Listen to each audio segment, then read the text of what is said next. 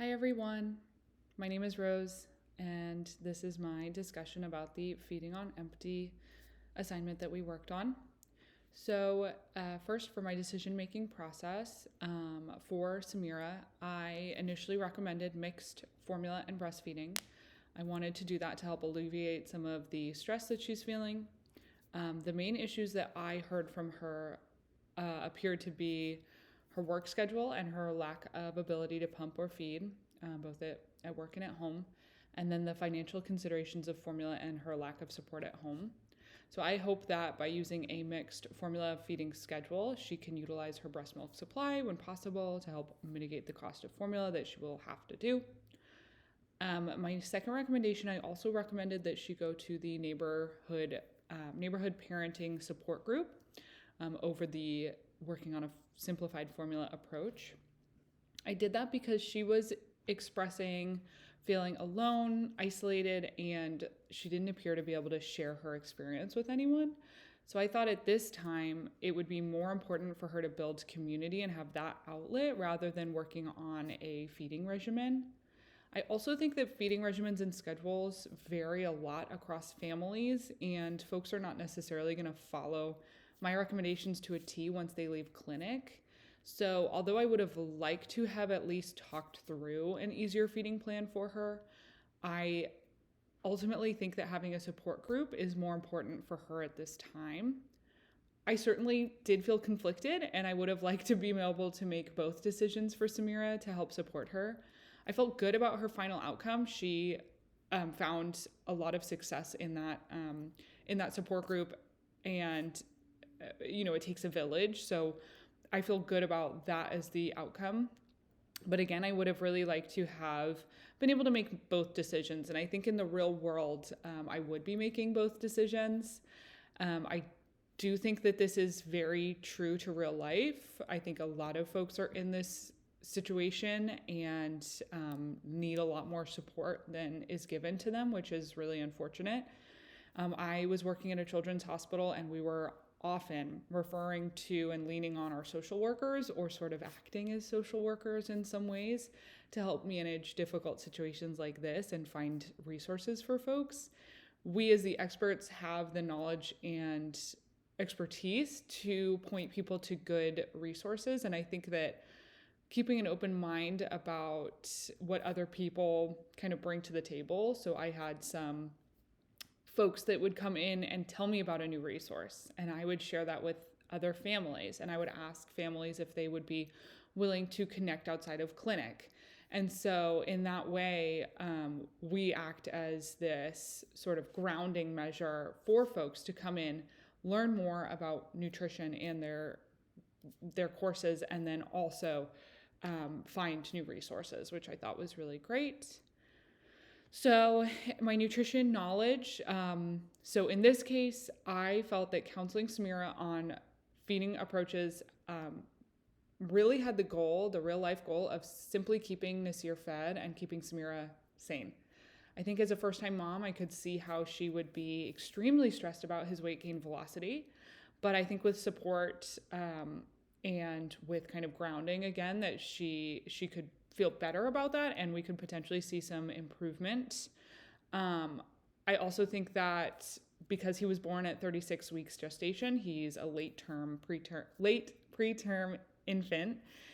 So we would be looking at his growth and development on an adjusted scale, and we would also assume that he might be smaller because of this. So this would be a good thing to provide education to Samira about, because I could see how that would be very stressful and not make sense if you weren't in this world. But I do think that I have the hope that with appropriate counseling, appropriate education, Samira could continue to feed Nasir, and we would see him on, multiple points on his growth scale, which is again another way to see how his development is going. I think that my personal lack of understanding of Samira's work schedule and her leave options make this really difficult, because I come from a place I'm very lucky that I can take dedicated FMLA without worry. I don't have to do the things that Samira necessarily has to do, and I have more support than her. So I have to really meet her where she is and be an active listener to best understand where she's coming from and best understand how to help her. So I try to go into clinic not assuming that folks have the same experience that I do, because I don't know at all what's going on outside of clinic for them, in the same way that they don't know what's going on with me. So it's really important, I think, to keep a very open mind about what people are experiencing. I did experience tension between what is ideal nutritionally and what's feasible for Samira, especially after going through the first part of this course. I was worried for both Nasir and for Samira's well-being.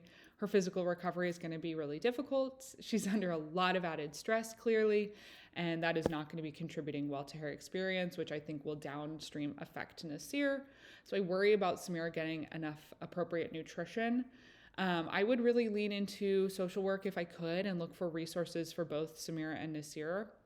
She's already utilizing WIC, so I wonder what else she could use for help. And I wonder if, again, like more education on how to really best utilize WIC, or find other food stamps or other resources that are maybe culturally relevant and appropriate to her would be really important. So this would be a great time for me to research and to use my social work team, if there is one, to provide additional community resources for her. In a case like this, I think harm reduction and meeting the family where they are is more important than meeting every single recommended guideline, because that's just not going to be feasible. So Samira needs to meet her baseline needs before we can start to look at higher level needs. I personally work really hard in my practice to meet patients where they are and listen hard. I try to ask open-ended questions. I try to ask questions that are not leading and provide education when it's appropriate. I also try to utilize pamphlets and handouts to reiterate what we've talked about in clinic, so they're not just walking out of here with it going in one ear and out the other. It can be really hard to get someone to open up to you when they are expecting to be judged. So it's really important for me to be an active, open listener from the start. And that's hard. I know that emotional labor and stress. I worked in a clinic that served families with inborn errors of metabolism. So we were often up against insurance issues, poverty, health literacy disparities, social issues, even legal issues were coming up. And it's really not easy. So personally, I leaned on my coworkers to help ground my experience and really make sure I was not, I was leaving work at work and sort of working through that at work where I could. I also make sure I'm an outdoor person. I would go outside on my breaks. I would take the stairs and walk outside. I'm also lucky enough to have a supportive partner and friends, and so I made it a point to go to social engagements outside of work. So one big thing that I like to do is I go to run club every week because I love running. I ran cross country in high school, and so this feels like adult cross country. That doesn't stop the worry about my patients when they leave the clinic, but in some ways, I have to understand that I have to let them leave and live their lives. I do think that policy, healthcare, employment, housing, all of those things were at play. Unfortunately, Samira is working against a lot of barriers. She has to work to make money to help support her family, but she doesn't have support necessarily from her family because they are also working. Employers are not always the most empathetic to new moms. This is a huge systems issue, especially when we want young people to have kids. We need to be supporting them as much as we can. So as a public health dietitian, I would first advocate for more breaks and more grace for moms at work. I think that women with children, period, full stop, need breaks. And so to provide that for them, to help them manage physical, mental, and emotional health, I think that would have huge positive downstream effects. They would be better feeling. Samira could feel her best and work her best and feel her best for her kid. And that would have positive downstream effects that would last for her across her lifetime, and then for her son across his lifetime as well. I really enjoyed this assignment. I think it was true to real life, unfortunately, and I think it's really important that we as dietitians and healthcare practitioners use our voices, use our ears and our voices. So really listen hard, and also then be in touch with what's going on in our community. So I know specific resources that are culturally appropriate to different cultures in my area, because that's important to the folks that come to my clinic. So that's a couple of other things that I like to do to really make sure that I'm listening and being as empathetic and helpful as I can be. Thank you so much.